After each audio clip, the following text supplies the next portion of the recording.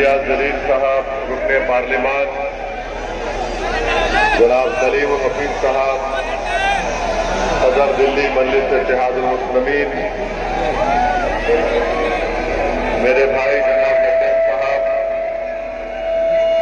और जाकिर नगर के मजलिस इत्तेहादुल मुस्लिमीन के उम्मीदवार साहिबा मोहतरमा नाजिरा परवीन सिद्दीका साहिबा, बुजुर्गान मिल्लत, मेरी इज्जतदार माँ और बहनों, मेरे गयूर नौजवान साथियों,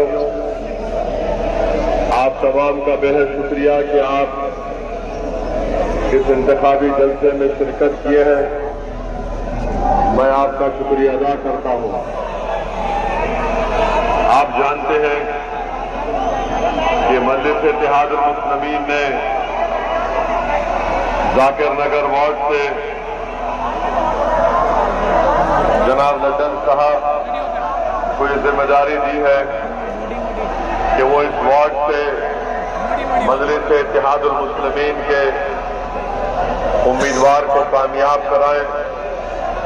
और मैं आपके दरमियान में इसलिए आया हूं कि आपसे दरख्वास्त करूं, आपसे गुजारिश करूं कि 4 दिसंबर के दिन आप तमाम अपने वोट का इस्तेमाल पतंग के निशान पर करिए। और मैं आपसे ये भी गुजारिश करना चाहूंगा कि हमारे भाई लड्डन साहब ने इस इलाके में, इस वार्ड में, इस असेंबली हल्के में बेलोस तरीके से अवाम की खिदमत की। बड़े मसाइब और मुश्किलात का सामना उनको करना पड़ा और अवाम की और सच्चाई की सरबुलंदी के लिए उनको जेल की सोबतें भी बर्दाश्त करनी पड़ी और जेल में उनको बहुत मसाइब और मुश्किलात और तकालीफ दिए गए हैं। तो जनाब लड्डन साहब की खिदमत से आप तमाम हजरात वाकिफ हैं और मेरी आपसे ये गुजारिश है कि जाकिर नगर वार्ड से आपको ऐसे कॉरपोरेटर की जरूरत है जो आपके दरमियान में रहकर काम करवा सके, दिन रात मेहनत कर सके। और इस विधानसभा में जाकिर नगर वार्ड में आवाम के बहुत से मसले मसाइल हैं और सबसे बड़ा मसला भाई साहब, ऐसा देखिए, वो भाई साहब एक रुक जाइए, किसी को मत बोलिए बैठने के लिए, ठहरने के लिए, बैठने के लिए, सुनिए बस, रुक जाइए।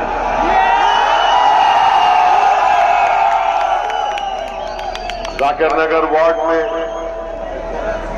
पीने के पानी का मसला है। यहां पर साफ पीने का पानी नहीं मिलता, रोड का कोई इंतजाम नहीं है, ड्रेनेज लाइन नहीं है, कचरे के अंबार है, अस्पताल नहीं है। ये ऐसे बुनियादी मसले हैं जिसकी हर इंसान को जरूरत होती है। अफसोस की बात तो यह है कि 3 बार का कॉरपोरेटर कांग्रेस का रहा, नहीं मालूम उन्होंने कुछ काम किया या नहीं किया, मगर हकीकत यह है कि उन्होंने सिर्फ कामयाबी के बाद यहां के राय दहिंदगान को, यहां के वार्ड के रहने वाले बाशिंदों को उनको भुला दिया, उनकी तकालीफ को भुला दिया।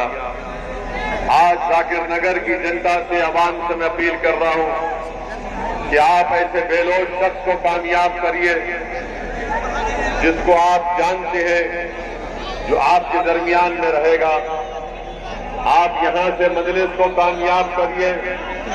मैं खुद आपसे वादा कर रहा हूं कि मैं जनाब लड्डन साहब के पीछे रहूंगा ताकि आपके हर मसाइल को, आपकी तकालीफ को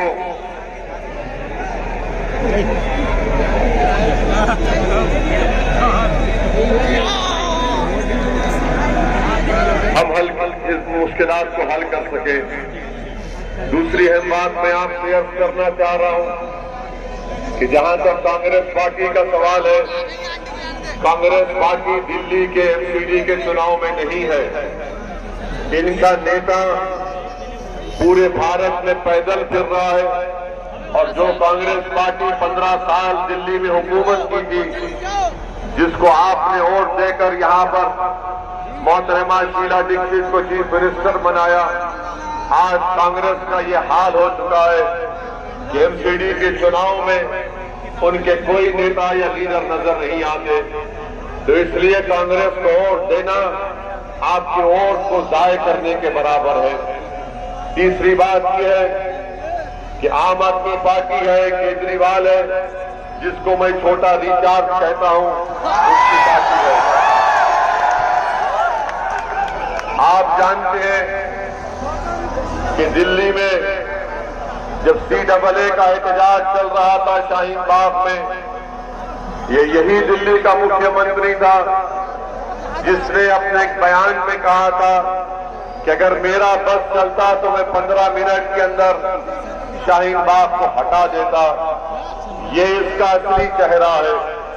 ये वही दिल्ली का मुख्यमंत्री है जिसने कोविड की पहली वेव में तबलीगी जमात के ऊपर झूठा इल्जाम लगाया।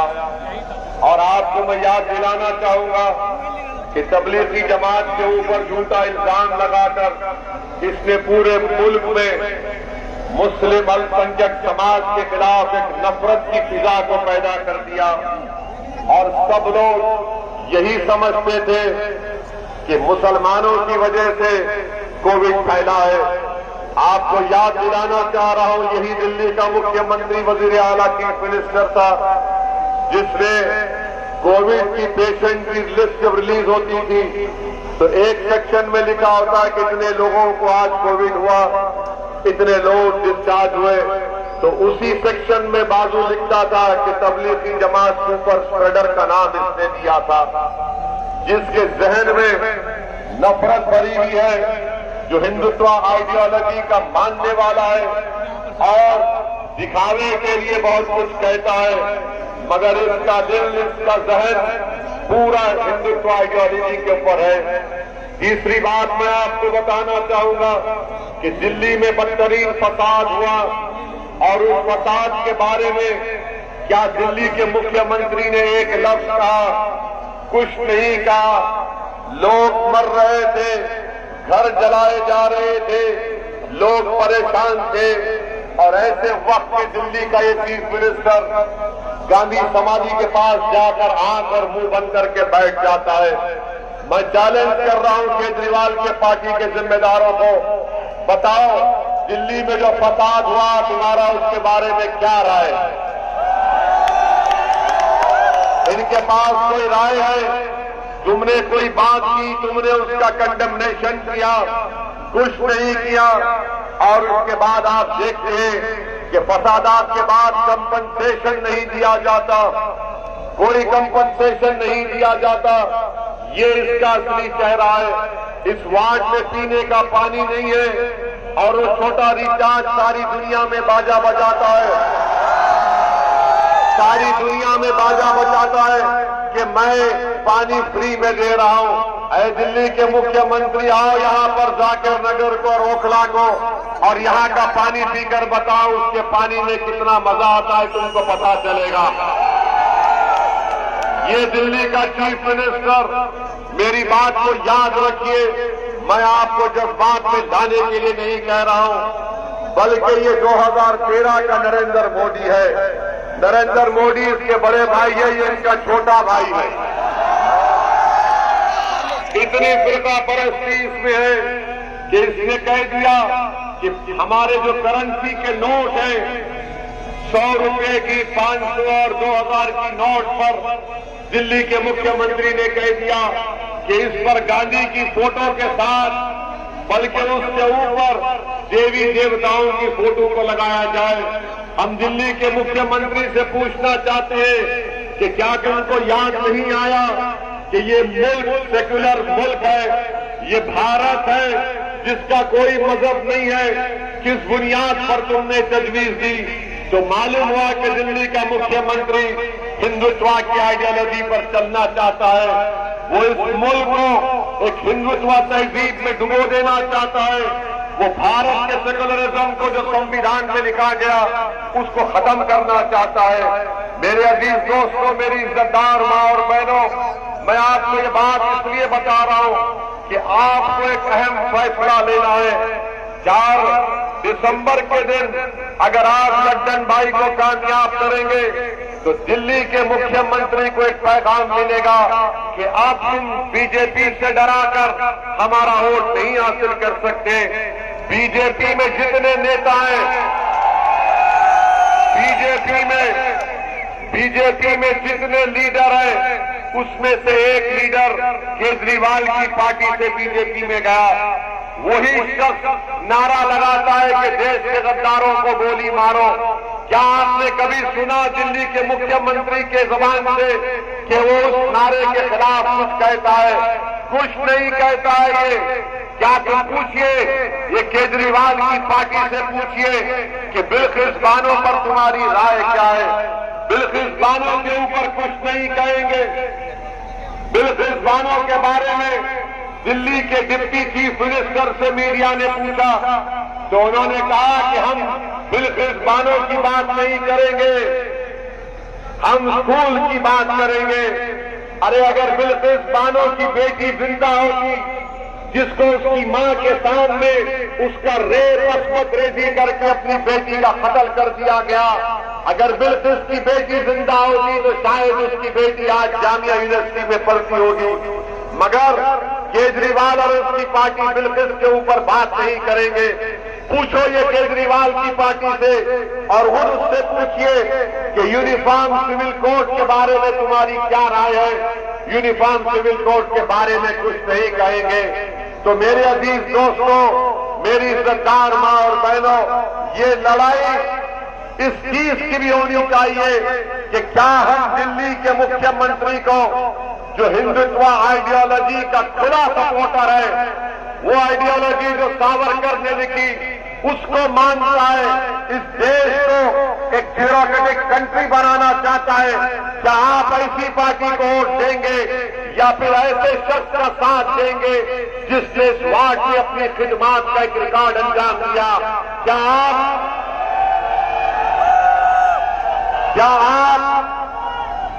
आप ऐसे झूठे का साथ देंगे या लड्डन भाई जैसे सच्चे का साथ देंगे? आप किसका साथ देंगे? आप किसका साथ देंगे? आप किसको वोट देंगे? आप किसको वोट देंगे? आप मैं आपसे अर्ज कर रहा हूं कि आप अपने वोट का सही इस्तेमाल करिए। फिर से आपके लिए कह रहा हूं कि कांग्रेस पार्टी मैदान में नहीं है। 3 मरतबा आपने उनको मौका दिया, उन्होंने इस वार्ड की आवाम को धोखा दिया। आपने उस छोटे रिचार्ज को मौका दिया असेंबली इंतखाबात में, उन्होंने कुछ नहीं किया, बल्कि ओखला में कुछ नहीं किया। आज आपसे मैं अपील करने आया हूं कि एक मरतबा लड्डन भाई को आप अपनी मोहब्बत और इज्जत से नवाजिए। मैं गारंटी के साथ कह सकता हूं कि इंशाअल्लाह ताला जो तकालीफ आपकी है वो तकालीफ खत्म होंगे। जेल में सिपाउर रहमान है, पूछिए ये केजरीवाल से कि बताओ सिपाउर रहमान के बारे में तुम्हारी राय क्या है? कुछ नहीं बोलेगा। पूछिए इस मुख्यमंत्री से पूछिए कि क्या तुम खालिद सैफी को जानते हो? वो खालिद सैफी जिसकी बीवी, जिसकी पत्नी रो रो कर वीडियो जारी करती है कि मेरा शौहर खालिद सैफी जेल में मर जाएगा, बीमार है, उसका इलाज नहीं हो रहा है। तो ये केजरीवाल का मंत्री ईडी के कस्टडी में जेल को जाता है और जेल में बैठकर इसके हाथ और पैर को तेल लगाकर इसकी मसाज किया जाता है। सोचो आप कि आपने केजरीवाल का साथ दिया। एक तरफ हमारा भाई खालिद सैफी है जिसकी बीवी तड़प रही है अपने शौहर के लिए, तो दूसरी तरफ केजरीवाल का मिनिस्टर है जो जेल में बैठा है और उसको पूरी सहूलतें मिल रही है। बताओ अजीज दोस्तों और बुजुर्गों, ये खुली नाइंसाफी नहीं है तो क्या है। इसीलिए आपको इन तमाम नाइंसाफियों के खिलाफ मुत्तहिद होकर आपको जवाब देना पड़ेगा। और जवाब हम सिर्फ नारे लगाकर नहीं दे सकते, जवाब हम सिर्फ जज्बाती तकारीर से नहीं दे सकते, बल्कि मैं जाकिर नगर की आवाम से अपील कर रहा हूं। आपने देखा कि पार्लियामेंट में जब CAA का कानून लाया गया था तो मैं और इम्तियाज जलील साहब ने भाजपा के 300 MPओं के सामने मोदी और अमित शाह के आंख में आंख डालकर हमने कहा यह कानून काला है, इस कानून को खास किया। बताइए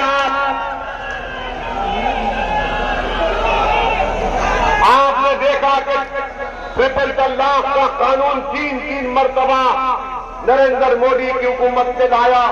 3 मरतबा हमने दलाइल के साथ उस कानून को कहा कि ये खवातीन और महिलाओं के खिलाफ है। आपने देखा कि UAPA का कानून अमित शाह जुलाई 2019 में लेकर आते हैं और ऐसा गंदा अमेंडमेंट लेकर आया कि दिल्ली में NIA का कोई भी इंस्पेक्टर किसी भी जगह पर बैठे शख्स को टेररिस्ट का ऐलान कर सकता है, उसको टेररिस्ट घोषित कर सकता है। कौन UAPA के अमेंडमेंट कानून के खिलाफ बोला? पूछो ये केजरीवाल से, क्या इसने UAPA कानून का साथ नहीं किया? आज इसी UAPA के कानून में कॉलेज कैसी जेल में सड़ रहा है, कई नौजवान बच्चे और बच्चियां जेल में सड़ रही है। पूछो ये कांग्रेस पार्टी से, यही कांग्रेस पार्टी ने UAPA के अमेंडमेंट बिल का अमित शाह के लाए कानून का लोकसभा में सपोर्ट किया। किसने उस कानून की खिलाफ वर्जी की, किसने उस कानून के खिलाफ वोट किया? तो नाम आएगा फरुद्दीन ओवैसी का और इम्तियाज जलील का।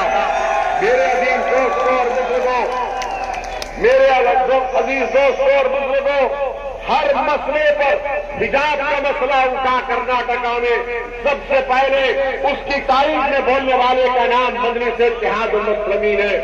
पूछिए, ये कांग्रेस से पूछिए, ये छोटा रिचार्ज से पूछिए, बोले हिजाब रखे के ऊपर तुम्हारी राय क्या है? तो नहीं बोलेंगे। अरे आपके हर मुद्दे पर, हर मसले पर हम बोलते हैं। अब चुनाव आया है तो जो खामोश बैठते आप क्या उनको वोट देंगे या जो आपके लिए लड़ते हैं, सदाए मिजाज बुलंद करते हैं?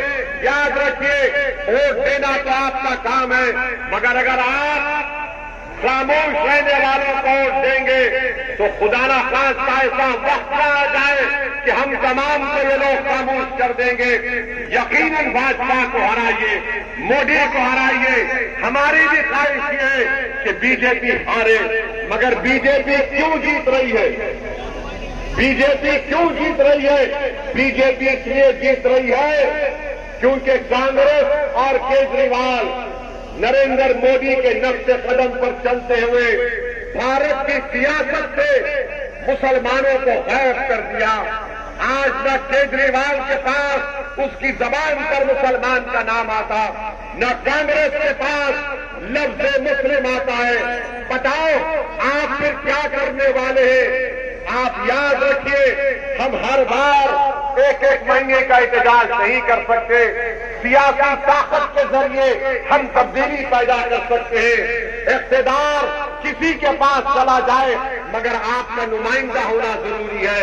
अगर लड्डन भाई कामयाब होंगे और होंगे इंशाअल्लाह ताला,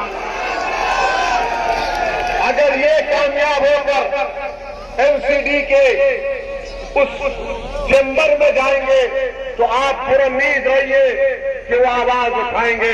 सिर्फ जाकिर नगर के बारे में हमारी बहन नहीं लड़ेगी, बल्कि दिल्ली में जहां कहीं भी नाइंसाफी होगा, लड्डन भाई और हमारी बहन उस नाइंसाफी के खिलाफ उठेंगे और लड़ेंगे। आज आपको लड़ने वालों की जरूरत है। आज आपको अपनी आवाज को उठाने की जरूरत है। बताइए कौन है आपकी आवाज? क्या केजरीवाल तुम्हारी आवाज है? क्या ये छोटा रिचार्ज तुम्हारी आवाज है? क्या कांग्रेस तुम्हारी आवाज है? क्या भाजपा तुम्हारी आवाज है? तो फिर तुम्हारी आवाज कौन है बताओ? कौन है तुम्हारी आवाज? कौन सी पार्टी तुम्हारे लिए लड़ती है? तो आज आपको लड्डन भाई का साथ देना है। इस शख्स को आप अपने इतिहास और अपनी दुआओं से नवाजिए। बड़े मुश्किलात का सफर इसने तय किया है, बड़े मसाइब और मुश्किलात का सामना किया है। मैं लड्डन भाई का शुक्रिया अदा करता हूं कि उन्होंने बहादुरी से एक फैसला लिया है और आपको ये सोचना है और सोच समझकर 4 दिसंबर के दिन अपना एक वोट लड्डन भाई को देकर पतंग के निशान पर आप कामयाब करेंगे ना? कामयाब करेंगे ना? आप तमाम कामयाब करेंगे लड्डन भाई को। पतंग के निशान पर बटन दबाएंगे तो 4 तारीख को आसमानों में क्या नजर आएगा? क्या नजर आएगा? कहीं जादू तो नहीं दिखेगी, कहीं हाथ तो नहीं नजर आएगा। तो फिर जब आपने फैसला कर लिया है तो क्या मैं आपकी तरफ से लड्डन भाई को पेश की मुबारकबाद दे दूं?